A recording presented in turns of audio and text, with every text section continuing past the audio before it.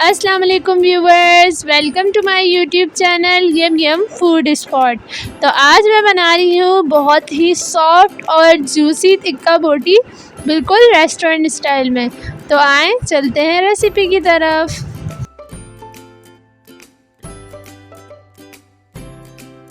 तो viewers, barbecue tikka बोटी बनाने के लिए हमने सबसे पहले जो लिए हैं वो है 1 kg मीट लिया है। और हमने देखिए इस तरह से हमने रूखा गोश्त लिया है, उसकी हमने दरमियाने साइज़ की बोटियां काट ली हैं। उसके अलावा हमने यहाँ पे लिए 250 ग्राम्स दही। ये हमने मलाई के साथ लिया है दही, ताकि हमारी जो टिक्का बोटी है वो बहुत जूसी एंड सॉफ्ट बने।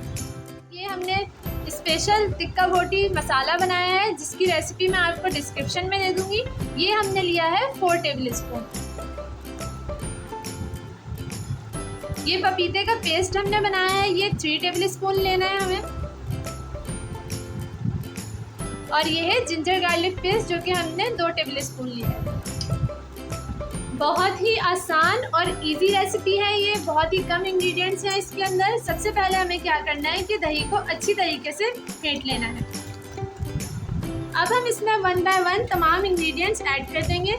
ये हमने जिंजर गार्लिक पेस्ट लिया है, पपीता पेस्ट लिया है, टिक्का बोटी मसाला।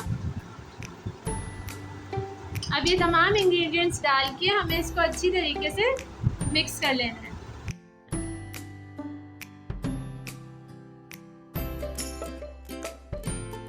तो व्यूवर्स, अभी से इसके अंदर बहुत ही अच्छी खुशबू आ रही है और आपको भी यकीनन ये बहुत ज़्यादा पसंद आएगी। तो तमाम इंग्रेडिएंट्स अच्छे से मिक्स हो गए हैं।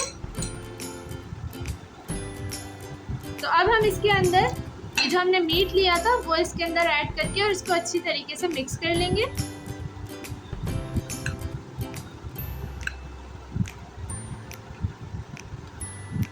और इसको 5 से 6 घंटे के लिए मैरिनेट होने के लिए रख देंगे।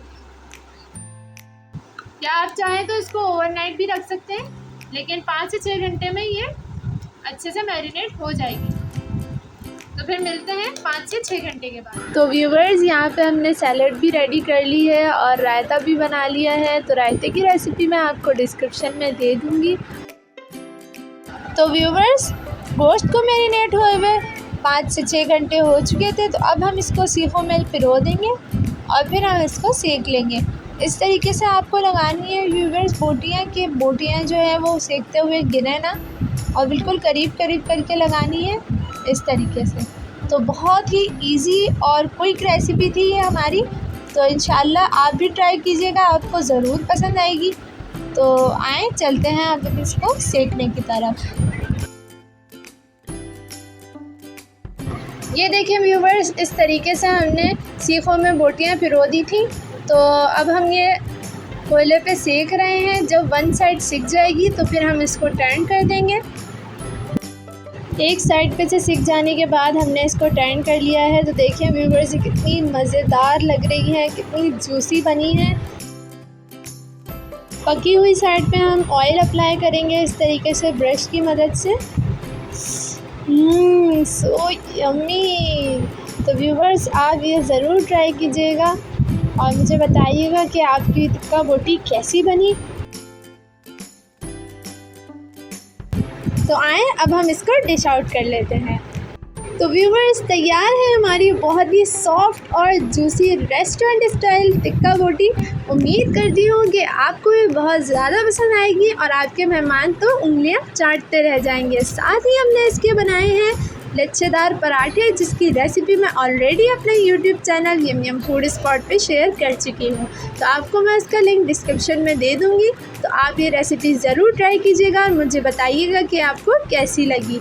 तो मेरे channel yum yum food spot को सब्सक्राइब करना बिल्कुल ना भूलिएगा।